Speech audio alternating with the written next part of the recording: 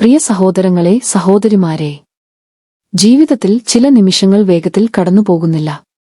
അവ നിൽക്കുന്നൂലേ? നിലനിൽക്കുന്നു. കാരണം അവയിൽ എന്തോ പരിശുദ്ധമായത് സംഭവിച്ചുകൊണ്ടിരിക്കുന്നു. ഇന്നത്തെ സുവിശേഷം, യോഹന്നാന്റെ സുവിശേഷം 13:16-20 നമ്മെ അത്തരമൊരു നിമിഷത്തിലേക്ക് കൊണ്ടുപോകുന്നു. മുകളിലെ മുറി, അവസാന സായാഹ്നം, യേശു ശിഷ്യന്മാരോടുള്ള അവസാന സംഭാഷണം. വായുവിൽ സ്നേഹവും രഹസ്യവും നിറഞ്ഞിരിക്കുന്നു.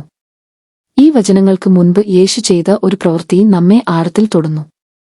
അവൻ മുട്ടുകുത്തുന്നു. ഗുരുവിലെ മുട്ടുകുത്തുന്നു. കർത്താവ് ഒരു തുണി എടുക്കുന്നു. ശിക്ഷകന് ശിഷ്യരുടെ കാലുകൾ കഴുകുന്നു. അപ്പോൾ അവൻ പറയുന്നു, ദാസൻ യജമാനനേക്കാൾ വലിയവനല്ലാത്ത.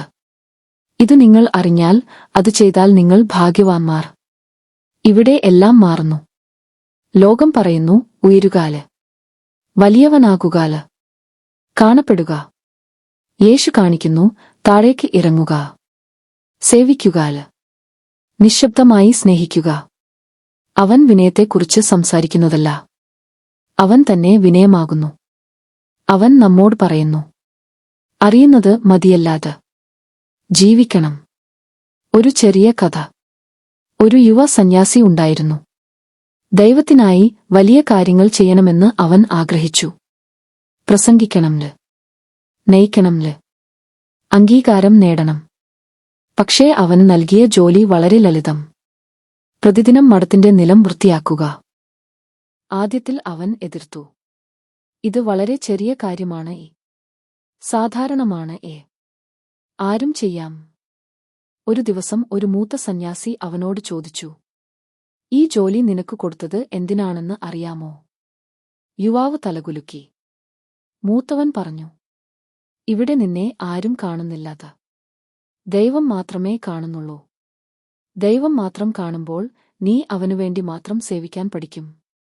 വർഷങ്ങൾ കഴിഞ്ഞു. ആ യുവ സന്യാസി വിശുദ്ധ ജീവിതത്തിനായി അറിയപ്പെട്ടു. അവന്റെ ജീവിതത്തിന്റെ രഹസ്യം എന്തെന്ന് ചോദിച്ചപ്പോൾ അവൻ പറഞ്ഞു, ഞാൻ അത് പഠിച്ചത് ഒരു ബക്കറ്റിനൊപ്പം, ആർക്കും കാണാത്ത ഒരു നിലത്തിൽ. ചരിത്രം നമുക്ക് മറ്റൊരു ഉദാഹരണവും നൽകുന്നു. വിശുദ്ധ ബെനഡിക്റ്റെക്കുറിച്ചുള്ള ഒരു പരമ്പരാഗത കഥയുണ്ട്.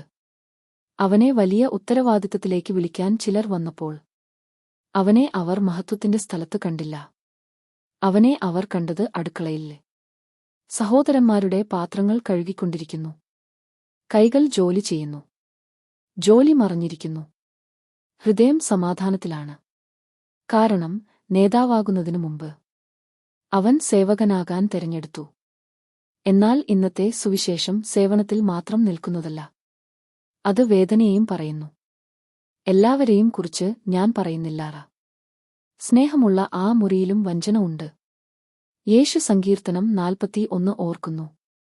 എന്നോടൊപ്പം അപ്പം തിന്നവൻ എന്നെതിരായി കാൽ ഉയർത്തി. ഇത് പുറത്തുനിന്നുള്ള മുറിവല്ല, അകത്തുനിന്നുള്ളതാണ്. ഒരു സുഹൃത്ത്, ഒരു കൂട്ടുകാരൻ, അതേ അപ്പം പങ്കുവച്ചവൻ. എങ്കിലും യേശു തന്റെ സ്നേഹം പിൻവലിക്കുന്നില്ല. അവന്റെ കാലുകളും അവൻ കഴുകുന്നു. പിന്നീട് യേശു പറയുന്നു, ഇത് സംഭവിക്കുമ്പോൾ നിങ്ങൾ വിശ്വസിക്കേണ്ടതെന്ന് ഞാൻ മുമ്പേ പറയുന്നു, ഞാൻ തന്നെയാണ്, ഞാൻ ആകുന്നു.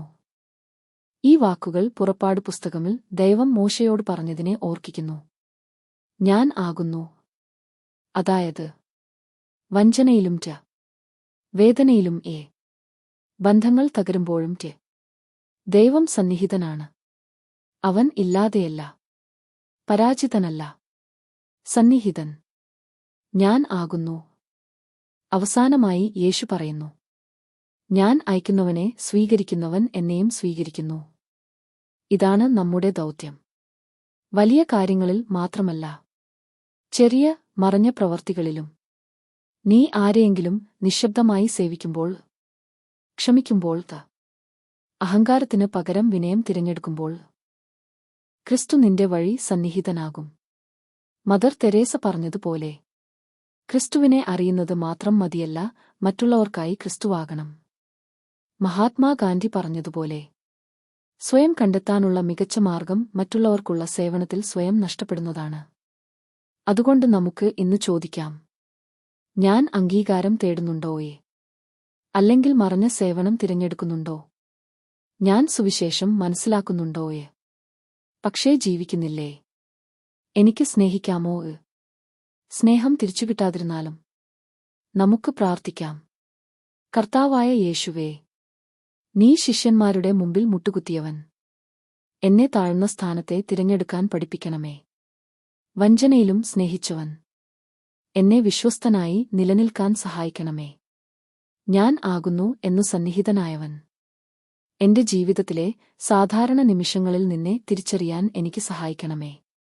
എന്റെ ജീവിതം നിശബ്ദമായ ഒരു സേവനമാകട്ടെ.